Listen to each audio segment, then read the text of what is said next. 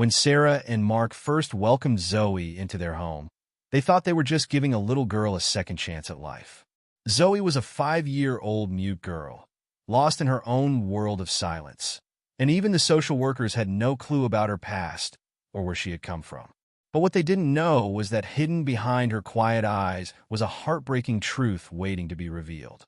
And when Zoe finally spoke her first trembling words, it wasn't just Sarah and Mark who were left stunned. It was the beginning of a journey that would shake their lives to the core. As the secrets of Zoe's past begin to unravel, Sarah and Mark find themselves fighting for justice and the truth in ways they never imagined. Before we dive into this powerful story, let us know in the comments where you're watching from. And if you're as moved by this emotional journey as we are, don't forget to hit that subscribe button. Sarah stared at the pregnancy test, her heart sinking as she saw the single line appear. Another negative result. She sighed, her shoulders slumping as she exited the bathroom. Mark was waiting in the living room, his eyes hopeful. When he saw her face, he knew. No luck this time either. Huh, he said softly, opening his arms. Sarah shook her head and fell into his embrace. I don't understand, Mark. We've been trying for so long. What are we doing wrong? Mark stroked her hair gently. We're not doing anything wrong, sweetheart. Sometimes these things just take time, but it had been 3 years. 3 years of hoping, praying, and trying everything they could think of. Fertility treatments, special diets, even alternative medicine. Nothing seemed to work. Their home, once filled with dreams of tiny footsteps and children's laughter, now felt emptier than ever. Maybe it's not meant to be, Sarah whispered, her voice cracking. Mark pulled back, cupping her face in his hands. Hey, don't say that. We'll have our family, Sarah, one way or another. As they sat on the couch, holding each other close, Mark's mind wandered to a conversation they'd had months ago. You know, he said carefully, we could always consider adoption. Sarah looked up at him, her eyes red-rimmed but thoughtful. Do you really think we're ready for that? Mark nodded. I think we have so much love to give, and there are so many children out there who need a home, a family. The idea took root, growing stronger with each passing day. They researched adoption agencies, spoke to friends who had adopted, and slowly, their hope began to rebuild. Weeks later, they found themselves walking into Sunnyside Orphanage, a modest building with cheerful yellow walls and a playground visible from the parking lot. Sarah squeezed Mark's hand as they entered, both nervous and excited. Ms. Thompson, the social worker, greeted them with a warm smile. Mr. and Mrs. Anderson, welcome. We're so glad you're here. Shall we start the tour? As they walked through the corridors, children's laughter echoed around them. They passed playrooms filled with energetic kids, some waving shyly at the newcomers. Sarah's heart swelled with each smiling face, imagining what it would be like to call one of these children their own. And this is our quieter room, Ms. Thompson said, leading them into a space with soft lighting and muted colors. Some of our children prefer a calmer environment. That's when they saw her. In the corner, a small figure sat alone, her dark curls framing a face that seemed too serious for her young years. She was coloring, her movements slow and deliberate, not looking up as they entered. Who's that? Sarah asked, unable to take her eyes off the little girl. Miss Thompson's voice softened. That's Zoe. She's 5 years old. As if sensing their gaze, Zoe looked up. Her large brown eyes met Sarah's, and in that moment, something shifted in the universe. Sarah felt it deep in her bones, a connection, inexplicable yet undeniable. Can we meet her? Mark asked, sensing his wife's sudden change in demeanor. Ms. Thompson hesitated. Of course, but I should tell you, Zoe is a special case. She's mute, and we don't know much about her background. As they approached, Zoe's gaze never wavered. She didn't smile or show any reaction, but her eyes followed their every move. Hi, Zoe, Sarah said gently, kneeling down to the girl's level. I'm Sarah, and this is Mark. What are you drawing? Zoe looked at her drawing, a house with a big sun above it, then back at Sarah. She made no move to respond. Zoe doesn't speak, Miss Thompson explained. She hasn't said a word since she arrived here. Mark knelt down next to Sarah. That's a beautiful house, Zoe. Is that where you'd like to live someday? Zoe's eyes flickered between them, her expression unreadable. Sarah felt a lump forming in her throat.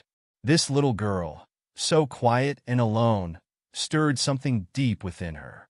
As they stood to continue the tour, Sarah couldn't shake the feeling that they were leaving a piece of themselves behind. She glanced back at Zoe, who had returned to her coloring, her little world seemingly undisturbed by their brief encounter. In Ms. Thompson's office, they learned more about Zoe's mysterious past. She was found wandering alone in the city center about 6 months ago, Ms. Thompson explained, her voice heavy with concern. No identification, no clue as to where she came from. We've exhausted every avenue trying to find her family or any information about her past.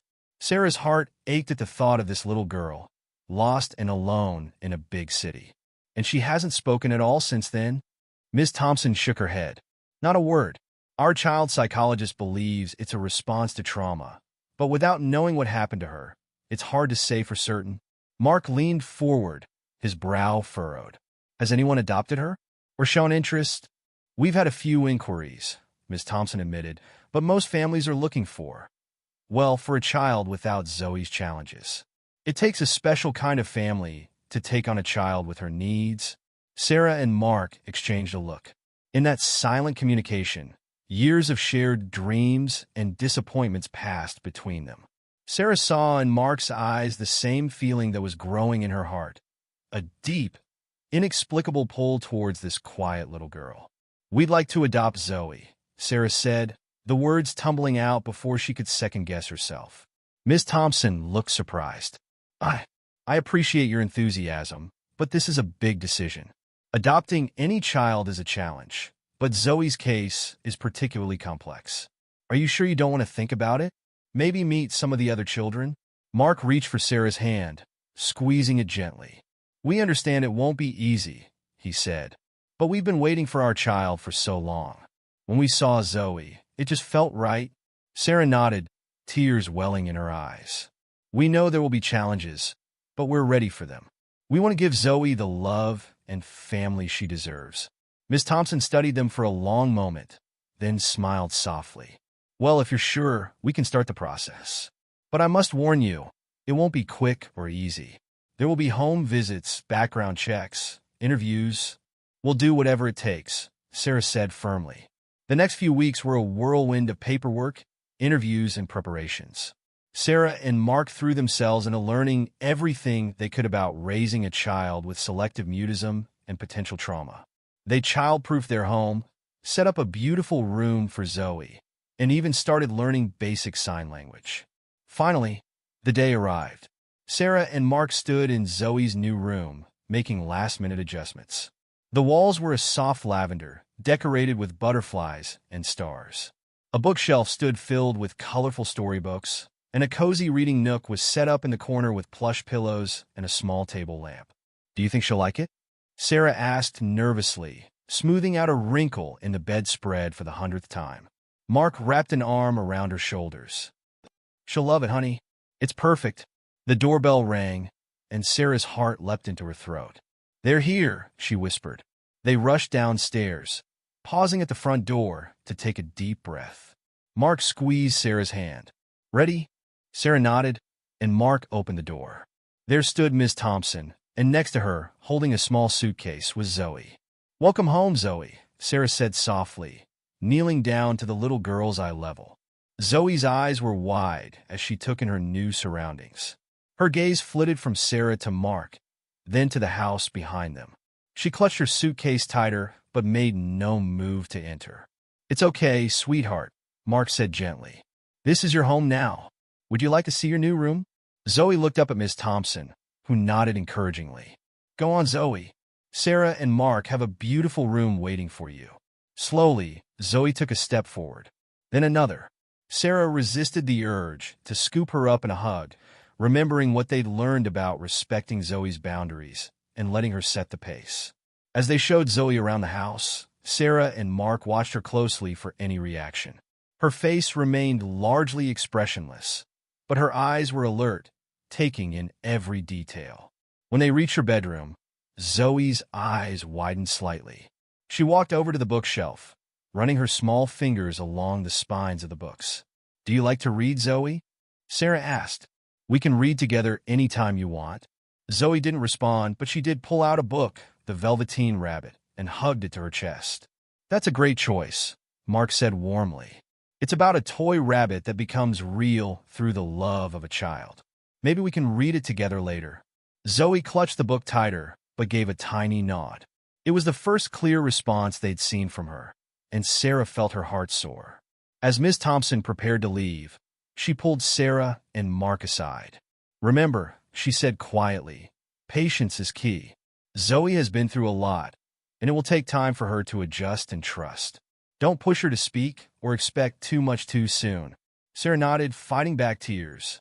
"We understand. We'll give her all the time and love she needs." After Miss Thompson left, the new family of three stood in the living room, an awkward silence settling over them. Zoe still held the book tightly, her eyes darting between Sarah and Mark. "Are you hungry, Zoe?" Mark asked. "We can make some lunch." Zoe didn't respond, but her stomach gave a small growl. Sarah smiled. "I'll take that as a yes. How about some grilled cheese sandwiches?" As Sarah busied herself in the kitchen, Mark sat on the floor near Zoe, who had settled in a corner of the living room. "You know," he said conversationally, "when I was your age, I loved building forts. Would you like to build one while we wait for lunch?" Zoe looked at him curiously, but didn't move. Mark smiled and started gathering cushions and blankets. "We'll make it nice and cozy, like a little cave where you can feel safe." Slowly, cautiously, Zoe edged closer to watch. By the time Sarah called them for lunch, a small fort stood in the living room corner, and Zoe sat just inside its entrance, still clutching her book, but watching Mark with a hint of interest in her eyes. As they ate lunch, Sarah and Mark chatted quietly, including Zoe in the conversation, even though she didn't respond. They talked about the neighborhood, the nearby park, and all the fun things they could do together. That night, as they tucked Zoe into her new bed, Sarah felt a mix of emotions. Joy at finally having their child home, worry about the challenges ahead, and a deep, fierce love for this quiet little girl who had already claimed their hearts. "Good night, Zoe," she whispered, resisting the urge to kiss her forehead. "We're so happy you're here." As they closed the door, leaving it open just a crack, Mark pulled Sarah into a hug. "We did it," he murmured. "She's home?" Sarah nodded against his chest, tears of happiness and nervousness mingling. "It's just the beginning," she said. "We have a long road ahead." Mark kissed the top of her head. "And we'll walk it together, all three of us." In her new room, Zoe lay awake, her eyes wide in the dim light. She hugged the Velveteen Rabbit book to her chest, listening to the unfamiliar sounds of her new home. For the first time in months, a tiny spark of hope flickered in her heart. Maybe, just maybe, she had found a place where she could feel safe again.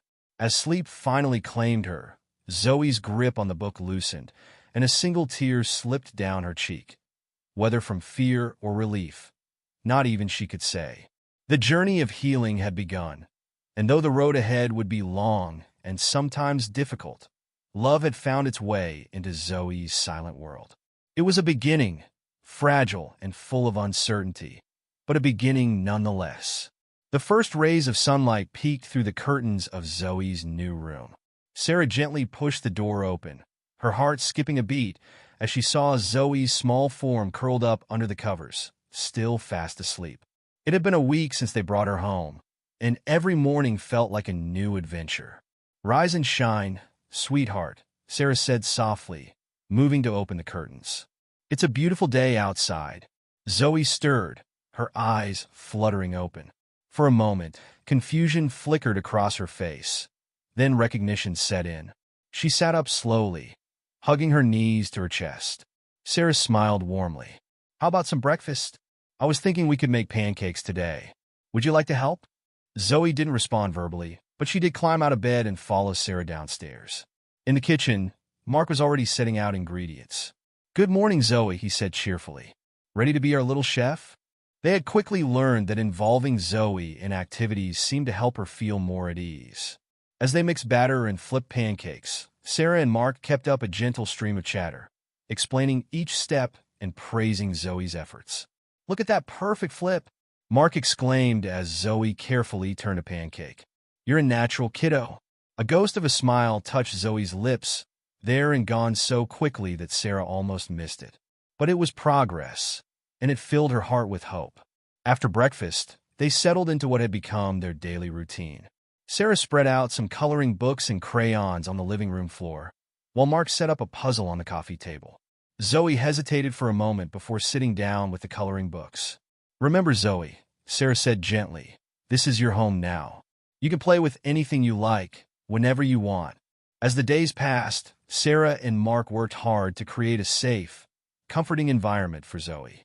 They established a predictable routine: breakfast together, playtime in the morning, lunch, quiet time in the afternoon for reading or napping, then more activities before dinner and bedtime.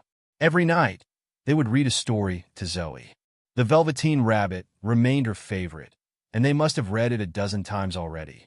Sarah would sit on the edge of Zoe's bed, with the little girl tucked under the covers, her eyes following the pictures as Sarah read. "Real isn't how you are made," said the skin horse.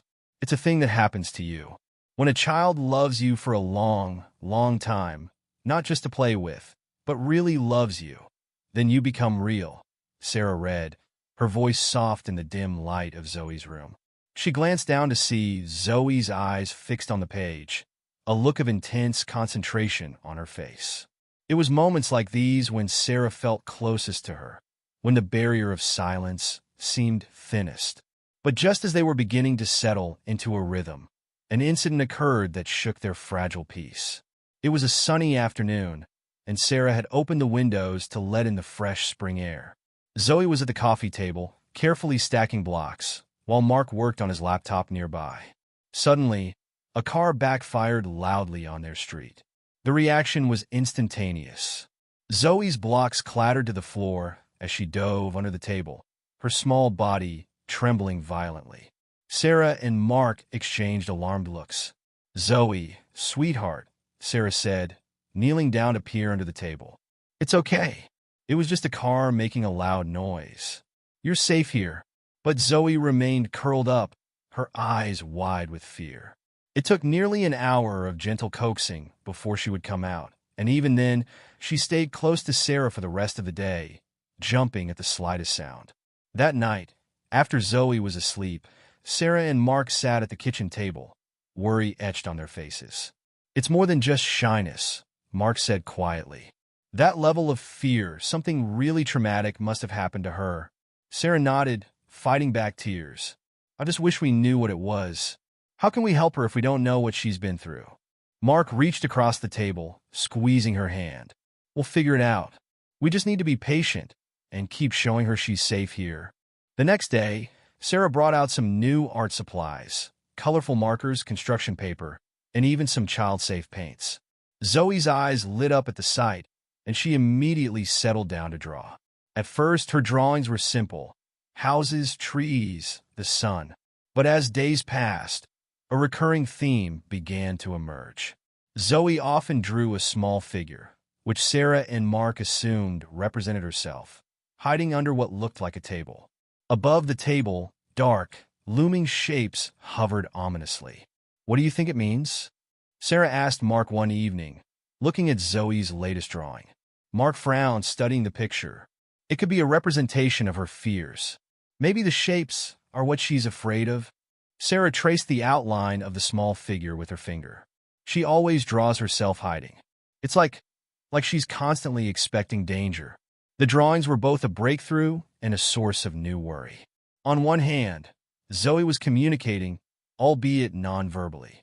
On the other, the content of her drawings hinted at deep-seated fears that they were struggling to understand. Despite the challenges, there were moments of joy too. Mark discovered that Zoe seemed to respond to music. He started playing gentle melodies on the stereo while they did activities together. One afternoon, as a soft piano piece filled the living room, Mark held out his hand to Zoe. "Want to dance?" he asked with a smile. Zoe looked at him uncertainly, but didn't back away. Mark began to sway gently to the music, exaggerating his movements a bit to make Zoe smile. After a few moments, Zoe began to mimic him, her movements small and hesitant at first, but growing more confident as the song continued. Sarah, watching from the doorway, felt her heart swell.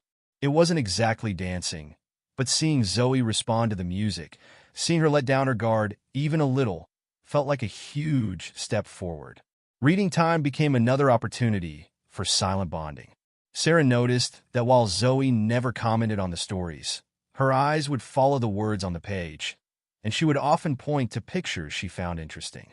One evening, as Sarah read Where the Wild Things Are, Zoe suddenly pointed to the illustration of Max in his wolf suit.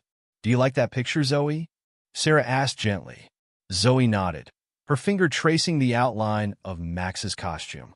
"Max is pretending to be wild and scary," Sarah explained. "But really, he's just a little boy who's feeling angry and misunderstood. Sometimes, when we're scared or upset, we might act wild too. But that doesn't change who we really are inside."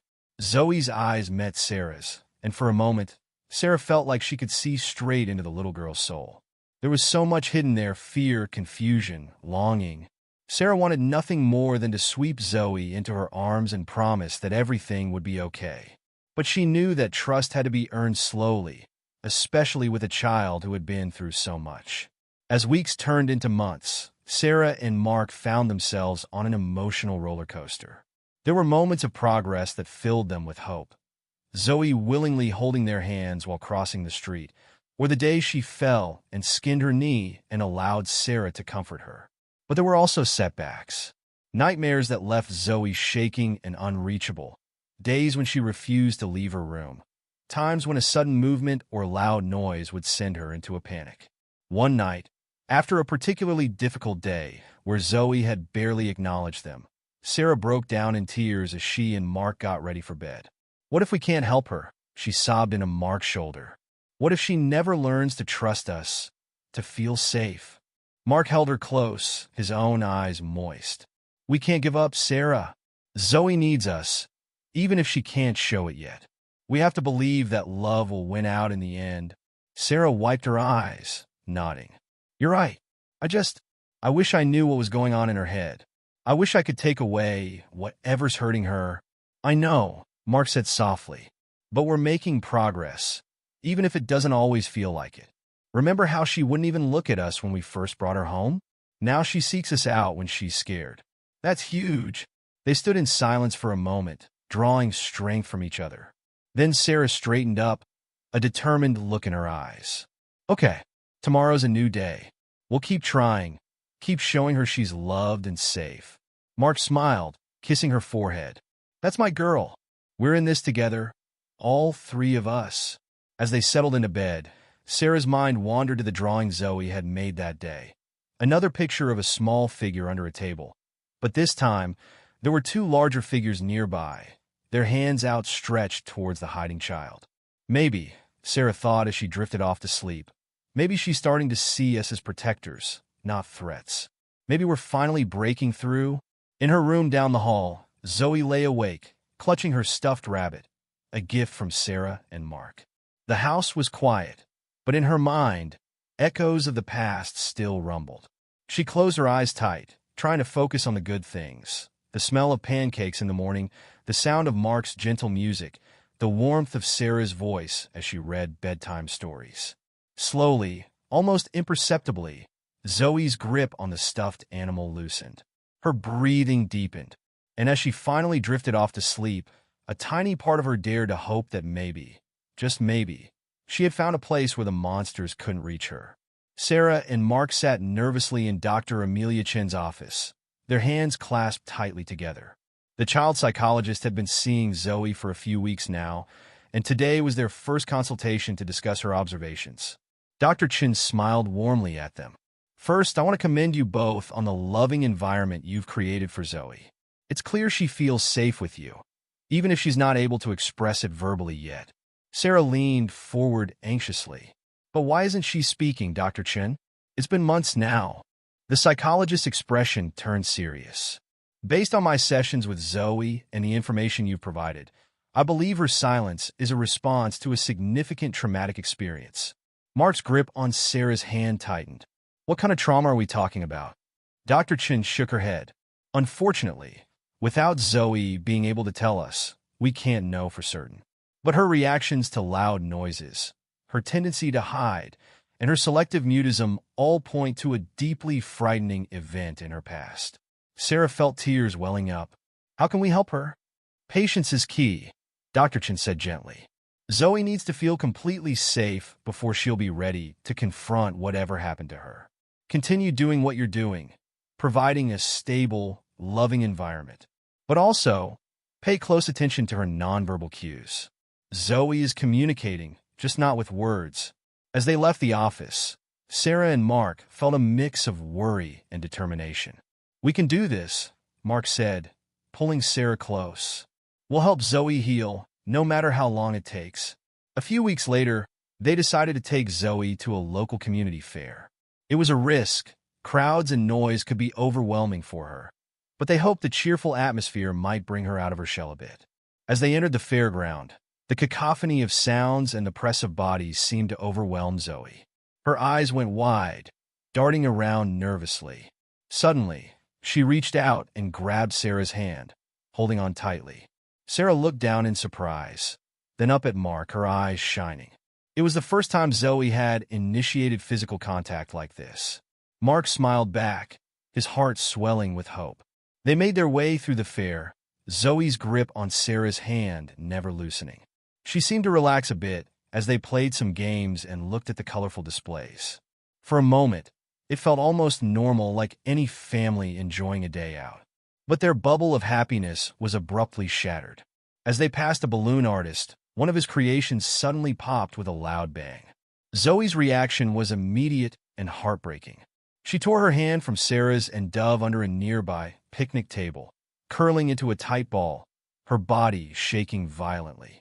Sarah and Mark stood frozen for a moment, stunned by the intensity of her fear.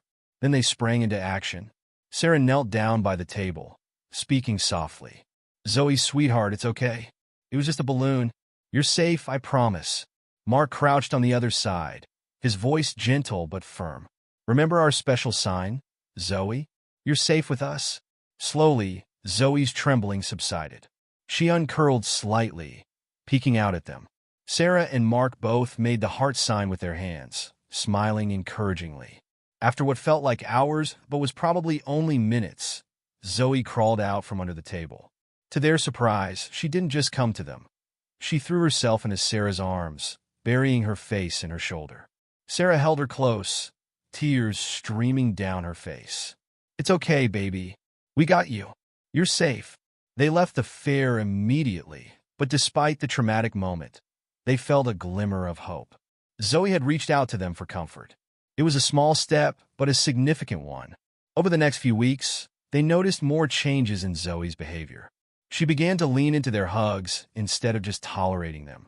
When Mark would ruffle her hair affectionately, she'd look up at him with a small smile instead of flinching away.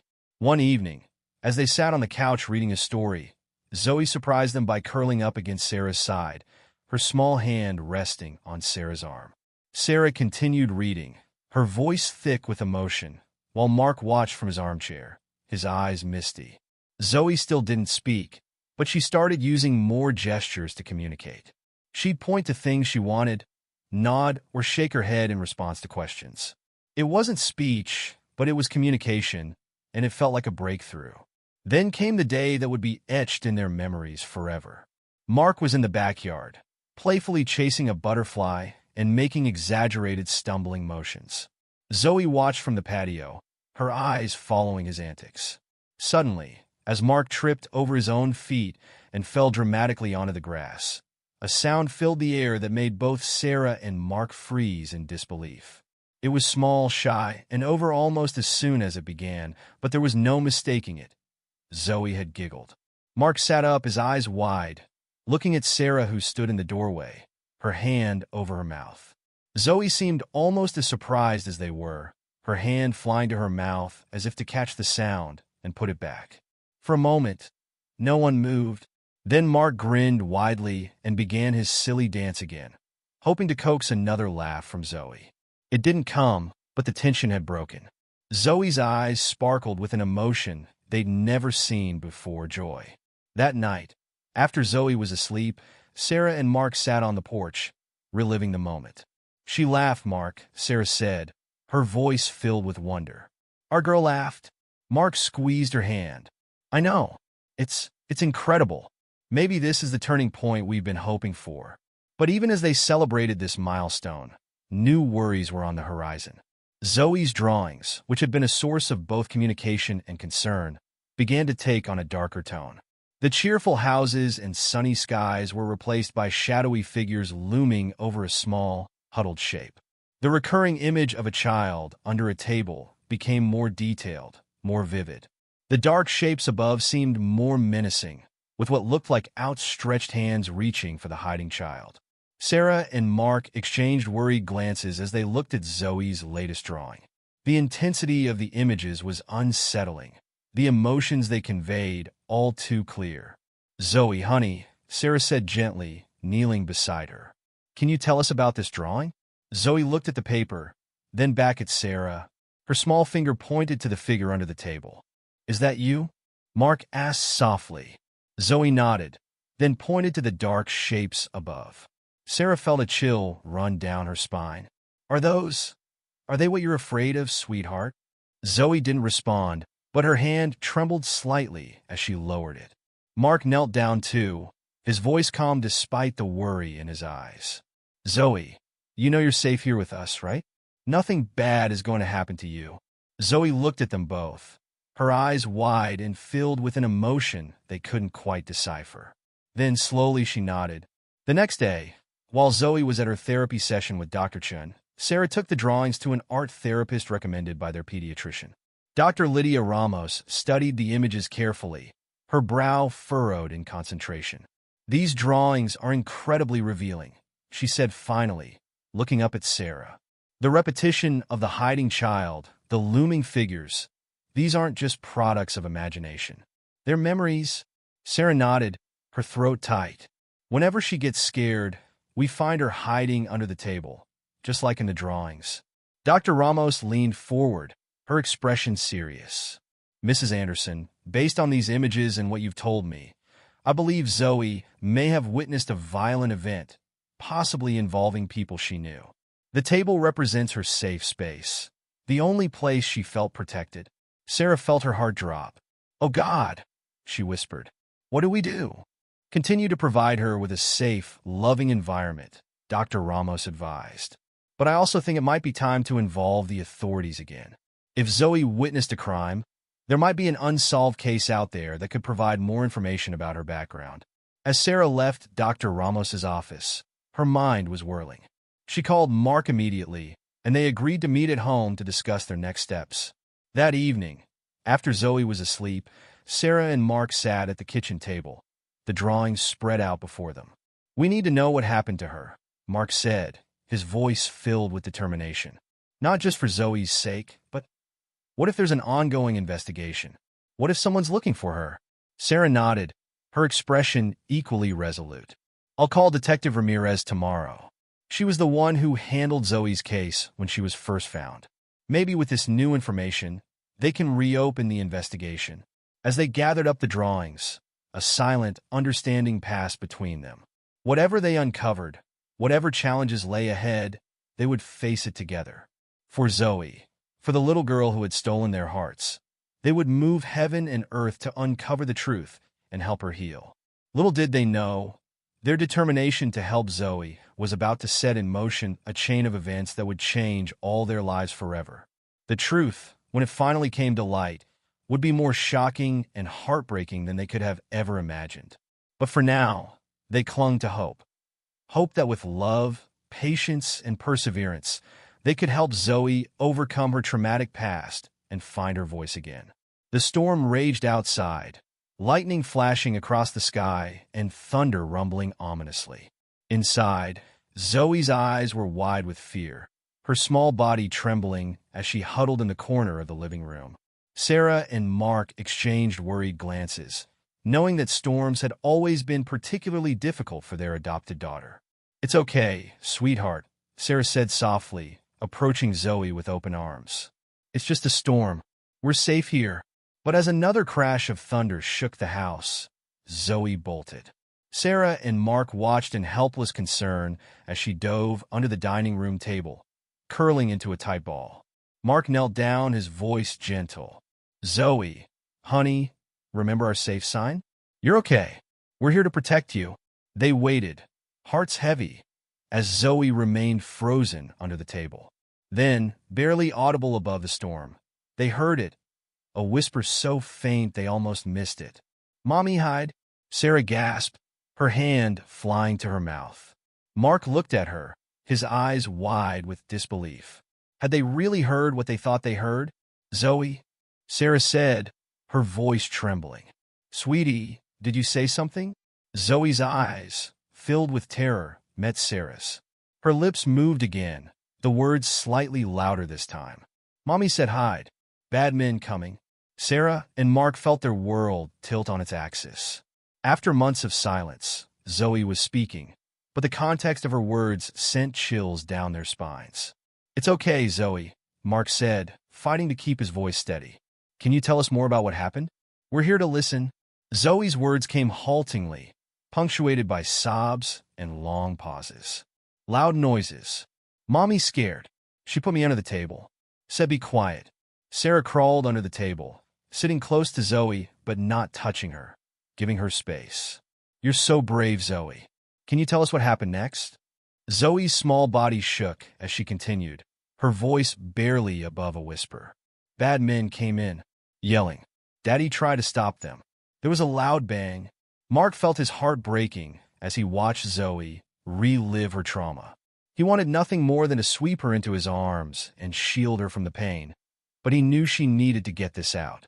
"Mommy screamed," Zoe went on, her words coming faster now, tumbling out as if a dam had broken. "She ran to Daddy. Another loud bang. Mommy fell down. Red everywhere." Sarah couldn't hold back her tears any longer. "Oh, Zoe," she choked out. "I'm so sorry, sweetheart. You must have been so scared." Zoe nodded, her eyes distant as if she was seeing it all happen again. "I stayed quiet like Mommy said. The bad men took things. Then they left. I called for Mommy and Daddy, but they didn't answer." Mark's fists clenched at his sides, a mixture of sorrow and rage coursing through him. How could anyone do this to a family, leaving a little girl to witness such horror? "You did everything right, Zoe," he said, his voice thick with emotion. "You were so brave, staying quiet like your mommy told you to." Zoe looked at him, her eyes brimming with tears. "I couldn't help them. I was scared." Sarah reached out slowly, and when Zoe didn't flinch away, she gently took her hand. "It wasn't your fault, sweetheart. None of it was your fault. You did exactly what your mommy wanted you to do to stay safe." As Zoe's story sank in, Sarah and Mark felt a whirlwind of emotions.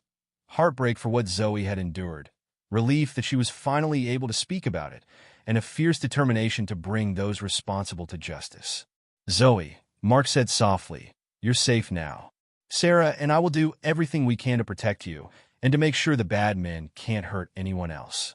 Is it okay if we tell the police what you told us? They might be able to find the people who hurt your parents." Zoe hesitated, then nodded slowly. "Will it bring Mommy and Daddy back?" Sarah felt her heart shatter all over again. "No, sweetheart," she said gently. "I'm so sorry, but it won't bring them back. But it might help stop the bad men from hurting other families." As Zoe processed this, her small body still trembling, Sarah and Mark shared a look of silent communication. They knew their lives had just changed irrevocably.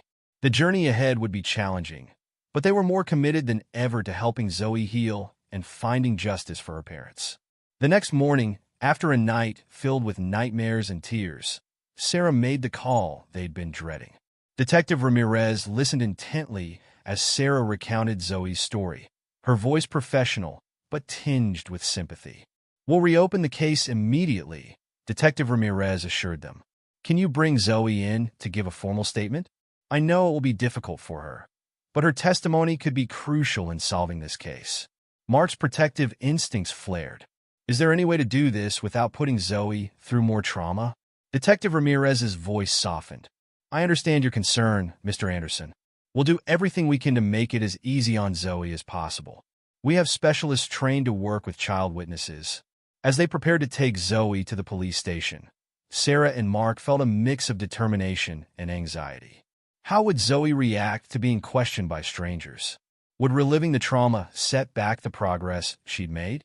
At the station, they were met by Detective Ramirez and a kind-faced woman who introduced herself as Dr. Lisa Chun, a child psychologist specializing in trauma. "Hi, Zoe," Dr. Chun said warmly, kneeling down to Zoe's level.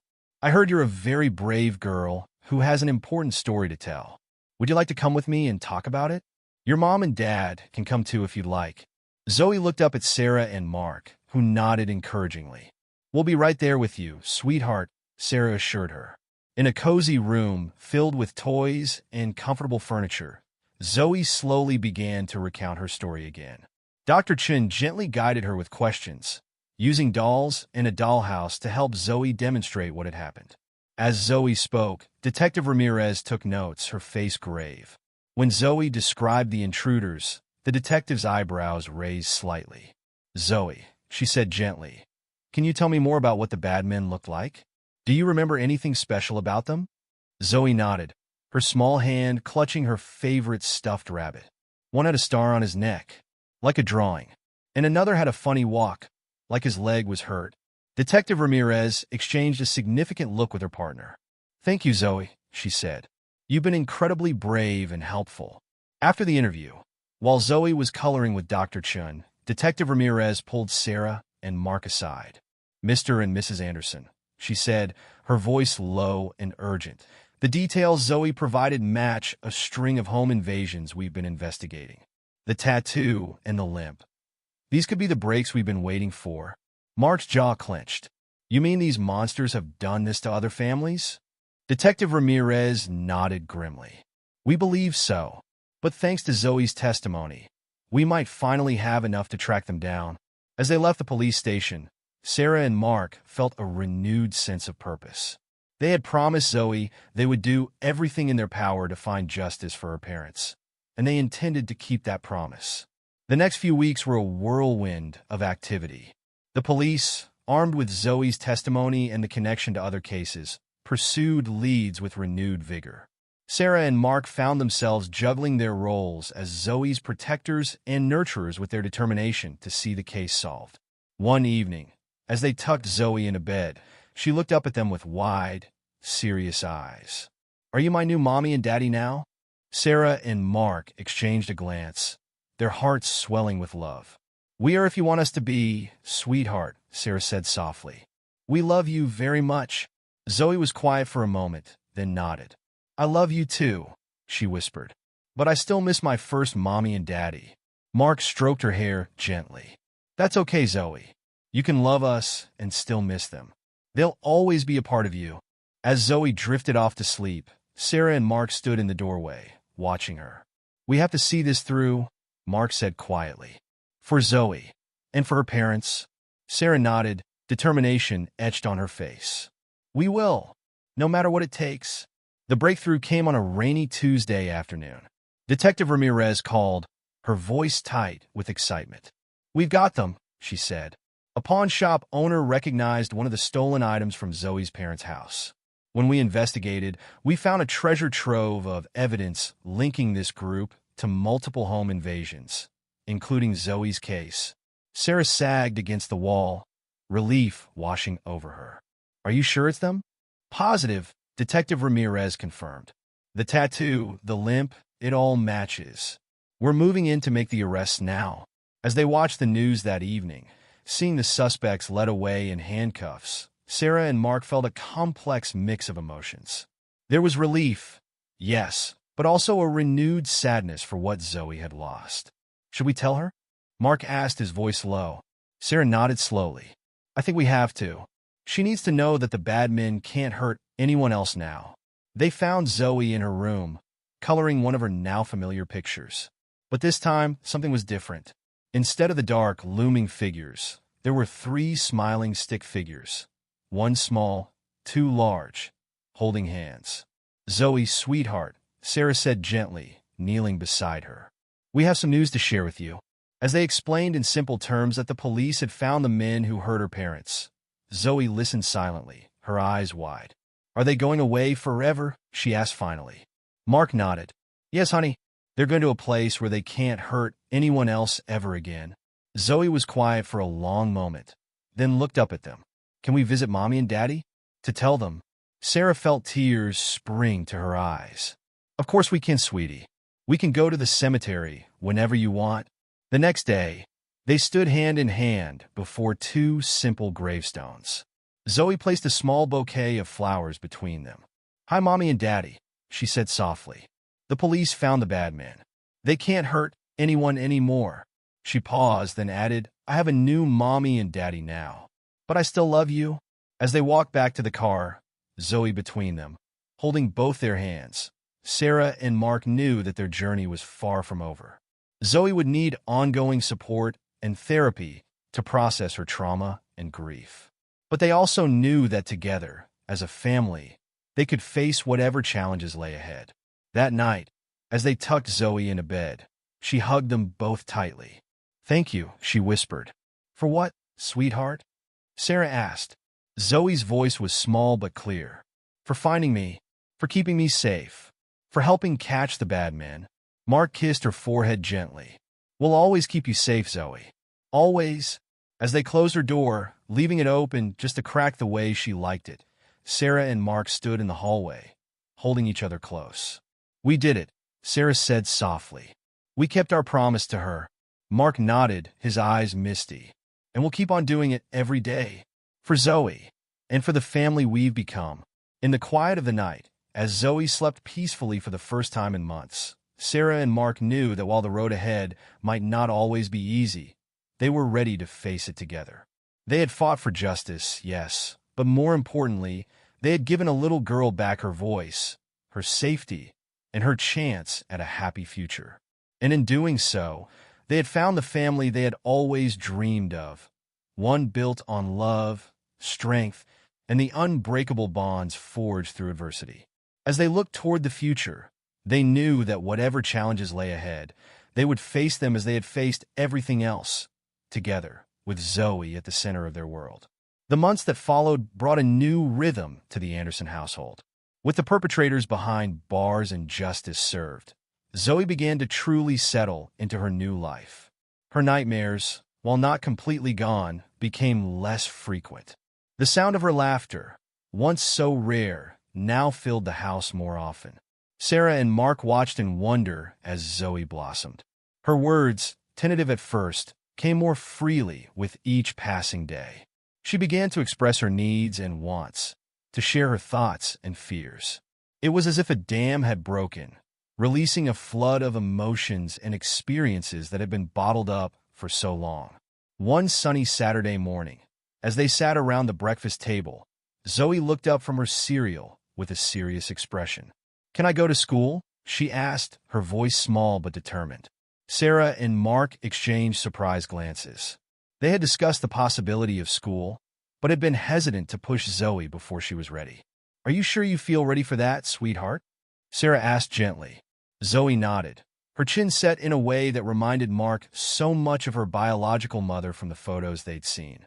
I want to learn, she said. And maybe make friends? The hope in her voice brought tears to Sarah's eyes. Of course you can go to school, Zoe. We'll find the perfect place for you. The search for the right school became their new mission. They visited several, looking for one that would provide the support and understanding Zoe needed.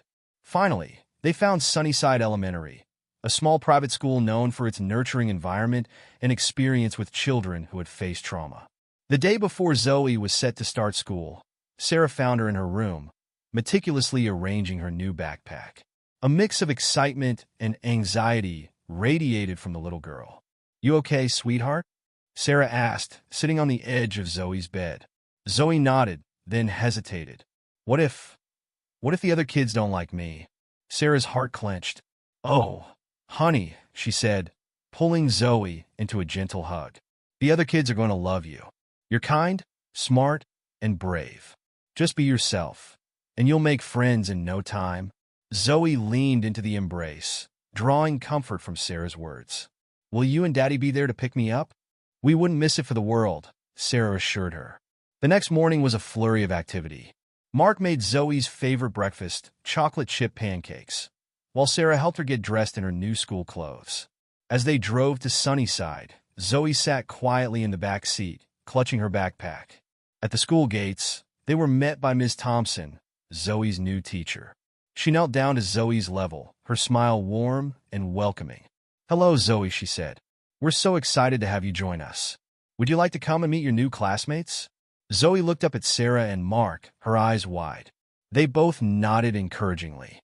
"You've got this, kiddo," Mark said, giving her a thumbs up. With a deep breath, Zoe took Ms. Thompson's outstretched hand. She took a few steps, then turned back to wave at Sarah and Mark. "See you after school," she said, her voice stronger than they expected. As they watched Zoe disappear into the school building, Sarah leaned against Mark, tears in her eyes. "She's so brave," she whispered. Mark wrapped an arm around her shoulders. "She is," he agreed. "And she's going to be just fine." The day seemed to crawl by as Sarah and Mark anxiously awaited the end of the school day. When they finally pulled up to the pickup area, they scanned the crowd of children for Zoe's familiar face. Suddenly, they spotted her, walking out of the building hand in hand with a little girl with pigtails. Zoe's face lit up when she saw them, and she waved excitedly. "Mommy, Daddy," she called out as she ran towards them. "This is my new friend, Emma." Sarah and Mark exchanged delighted glances. It was the first time Zoe had called them Mommy and Daddy without hesitation. As they drove home, Zoe chattered excitedly about her day, the books they'd read, the art project they'd done, and most of all, her new friend Emma. Sarah and Mark listened, their hearts full of joy at seeing Zoe so animated and happy. That night, as they tucked Zoe into bed, she hugged them both tightly. "Thank you," she whispered. "For what, sweetheart?" Mark asked. Zoe's eyes were serious as she looked at them. "For giving me a new family. For helping me be brave." Sarah felt tears prick her eyes. "Oh, Zoe," she said softly. "You've always been brave. We're just here to remind you of that." As the weeks passed, Zoe continued to thrive at school. Her friendship with Emma grew, and soon playdates and sleepovers became part of their routine. Watching Zoe giggle and play with her new friend, Sarah and Mark marveled at how far she had come. But healing is rarely a linear process, and there were still challenges to face. One night, a particularly vivid nightmare left Zoe shaken and withdrawn. The next morning, she refused to go to school, clinging to Sarah and bursting into tears at the mention of leaving the house. Sarah and Mark knew they needed to tread carefully. They called the school to let them know Zoe wouldn't be coming in, then focused on helping her feel safe and secure. "How about we build a special for today?" Mark suggested. "A safe place just for you?" Zoe nodded hesitantly, and soon the living room was transformed into a cozy fortress of blankets and pillows. Sarah brought in Zoe's favorite books and stuffed animals, creating a haven of comfort. As they sat together in the fort, reading stories and talking softly, Zoe gradually began to relax. "I'm sorry," she whispered at one point, her eyes downcast. "You have nothing to be sorry for, sweetheart," Sarah assured her. "Everyone has bad days sometimes. We're here for you no matter what." That evening, as Zoe slept peacefully, Sarah and Mark sat on the porch processing the day's events. "Maybe we should schedule an extra session with Dr. Chun," Mark suggested, referring to the child psychologist who had been working with Zoe. Sarah nodded. "I think that's a good idea. We need to make sure we're giving Zoe all the support she needs." The next day, Zoe was ready to return to school, her resilience shining through once again. As they dropped her off, Miss Thompson pulled them aside. "I heard about yesterday," she said softly. "I want you to know that we're here to support Zoe in any way we can. We can set up a quiet space for her in the classroom if she ever needs a moment to herself." Sarah felt a wave of gratitude wash over her. "Thank you," she said, her voice thick with emotion. "It means so much to know that you understand." As the months turned into a year, and then two, Zoe's progress continued to amaze them. She excelled in school, developed close friendships, and slowly but surely, the shadows of her past began to recede. On the second anniversary of Zoe's adoption, they decided to have a small celebration. Emma and her parents came over, along with a few other close friends who had supported them throughout their journey. As they gathered around the backyard, enjoying cake and laughter, Sarah found herself overwhelmed with emotion. She slipped inside for a moment, needing a quiet second to compose herself. She was standing in the kitchen, wiping her eyes, when she felt a small hand slip into hers. Looking down, she saw Zoe gazing up at her, concern etched on her little face. "Are you okay, Mommy?" Zoe asked. Sarah knelt down, bringing herself to Zoe's level. "I'm more than okay, sweetheart," she said softly. "I'm just so happy and proud of you." Zoe tilted her head, her expression thoughtful. "I'm happy too," she said. "And I'm proud of us. We're a good family, aren't we?" Sarah felt her heart swell with love. "The best family," she agreed, pulling Zoe into a tight hug. As they rejoined the party, Sarah caught Mark's eye across the yard. He raised an eyebrow in question, and she nodded, letting him know everything was fine. More than fine, really. It was perfect. Later that night, after the guests had gone and Zoe was tucked into bed, Sarah and Mark sat on the porch swing, enjoying the quiet evening. "I've been thinking," Mark said, his voice thoughtful. "Maybe it's time we considered expanding our family." Sarah looked at him in surprise. "You mean?" Mark nodded. "Adoption. I know it's a big decision, but seeing how well Zoe has thrived with us, I can't help but think there might be another child out there who needs a home." Sarah was quiet for a moment, considering. The idea both excited and terrified her. "What about Zoe?" she asked finally. "How do you think she'd feel about a sibling?" "I think she'd love it," Mark said. "She's got so much love to give. But we need to talk to her about it, of course. Make sure she's ready." Sarah leaned against him, her mind whirling with possibilities. "Let's sleep on it," she said. "But I think I like the idea." The next morning, they decided to broach the subject with Zoe. They found her in the backyard, swinging on the tire swing Mark had hung from the old oak tree. "Zoe, sweetheart," Sarah called. "Can we talk to you for a minute?" Zoe hopped off the swing and came over, her face curious. "Am I in trouble?"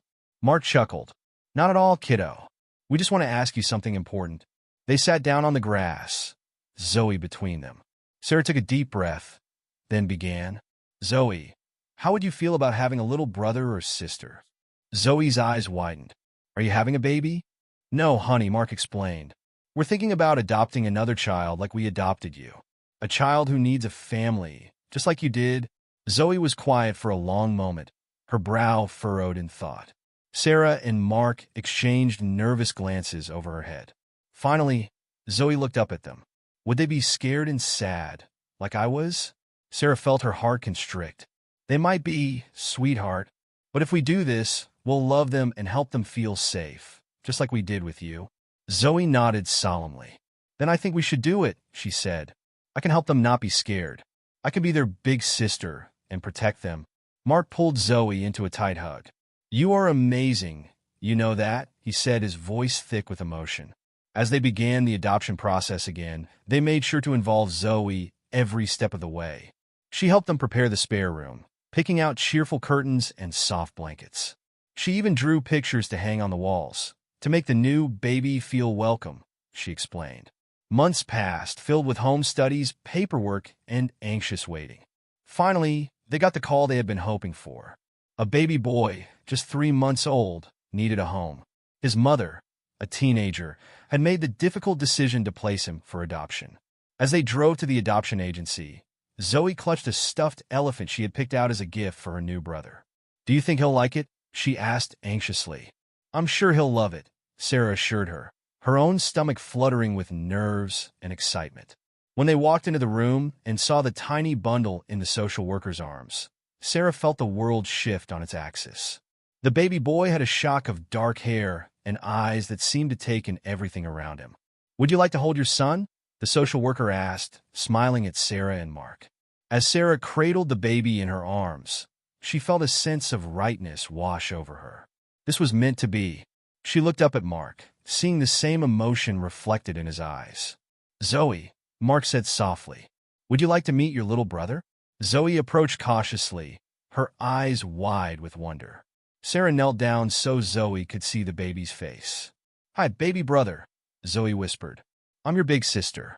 I brought you a friend. She held out the stuffed elephant, gently tucking it next to the baby in Sarah's arms. As they drove home, their family now expanded by one tiny but significant member, Sarah felt a sense of completeness she had never known before.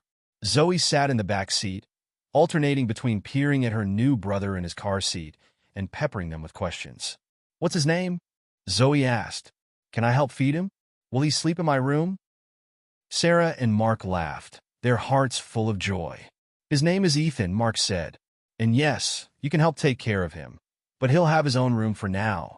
That night, as they tucked Zoe into bed, she hugged them both fiercely. "Thank you," she whispered. "For what, sweetheart?" Sarah asked. Zoe's eyes were bright with happiness. "For making our family bigger. For giving me a little brother to love." As Sarah and Mark stood in the doorway of Zoe's room, watching her drift off to sleep, they felt a profound sense of gratitude. Their journey had been filled with challenges and heartache, but it had led them here, to this moment of perfect contentment. They checked on baby Ethan, sleeping peacefully in his crib, before retiring to their own room. As they lay in bed, Sarah turned to Mark, her eyes shining with unshed tears. "Did you ever imagine our lives would turn out like this?" she asked softly. Mark pulled her close, kissing her forehead. "Not in my wildest dreams," he admitted. "But I wouldn't change a single thing." As they drifted off to sleep, the house quiet except for the soft sounds of their children's breathing, Sarah and Mark knew that whatever challenges the future might bring, they would face them together. They had built a family founded on love, resilience, and the unbreakable bonds forged through both joy and adversity. In Zoe and Ethan's rooms, night lights cast a soft, comforting glow. And in the hallway between, a family portrait hung on the wall. Sarah, Mark, Zoe, and now baby Ethan, their smiles radiant with the joy of belonging. It was a testament to the power of love, the strength of family, and the beautiful unpredictability of life's journey. Sarah and Mark's decision to stand by Zoe and seek justice for her parents didn't just give her a voice. It gave her hope and a chance to heal. Their unwavering love and support helped Zoe reclaim her strength and transformed her life in ways they never imagined. It's a powerful reminder that compassion and determination can uncover the truth and create lasting change. What would you have done if you were in Sarah or Mark's place? Let us know in the comments below. And if this story touched your heart, make sure to hit that subscribe button so you never miss out on more inspiring and emotional journeys like this one.